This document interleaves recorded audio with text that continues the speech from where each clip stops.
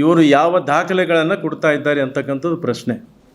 ಆದರೆ ಒಂದು ಧರ್ಮವನ್ನು ಅವಹೇಳನ ಮಾಡ್ತಕ್ಕಂಥದ್ದು, ಧರ್ಮಗುರುಗಳಿಗೆ ಅವಹೇಳನ ಮಾಡ್ತಕ್ಕಂಥದ್ದು ಅತ್ಯಂತ ಉಗ್ರವಾಗಿ ಜಾಗತಿಕ ಲಿಂಗಾಯತ್ ಮಹಾಸಭಾ ಖಂಡಿಸ್ತಾ ಇದ್ದೇವೆ. ಆಮೇಲೆ ಇವರು ತಮ್ಮ ಸ್ವಾರ್ಥಕ್ಕೋಸ್ಕರ ಏನು ಬಾಯಿಗೆ ಹರಕು ಬಾಯಿ ಅಂತೀವಿ ಅವ್ರಿಗೆ, ಅವ್ರೇನಪ್ಪ ಅಂದರೆ ಯಾವುದೇ ಕಾರ್ಯಕ್ರಮಗಳಲ್ಲಿ ನೋಡಿದ್ರೆ ಅತ್ಯಂತ ಲಘುವಾಗಿ ಟೀಕೆಯನ್ನು ಮಾಡ್ತಕ್ಕಂಥ ಸಂಪ್ರದಾಯವನ್ನು ಬೆಳೆಸಿಕೊಂಡಿರ್ತಕ್ಕಂಥ ಒಬ್ಬ ವ್ಯಕ್ತಿ. ಧರ್ಮದ ಬಗ್ಗೆ ಶಿಸ್ತನ್ನು ಇರದೇ ಇರತಕ್ಕಂಥದ್ರ ಬಗ್ಗೆ, ಯಾವುದೇ ಧರ್ಮ ಬಗ್ಗೆ ಹೀಯಾಳಿಸ್ತಕ್ಕಂಥದ್ದು ಯಾರೇ ಒಬ್ಬರಿಗೂ ಕೂಡ ಅಧಿಕಾರ ಇಲ್ಲ.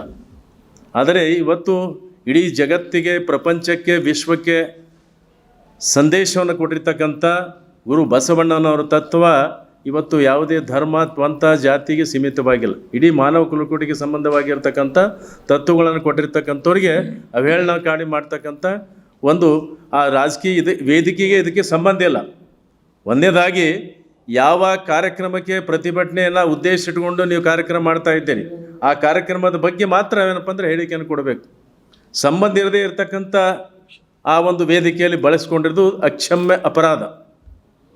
ಅದಕ್ಕೆ ಇವ್ರ ಮೇಲೆ ಕೇಸನ್ನು ಫೈಲ್ ಮಾಡಬೇಕು.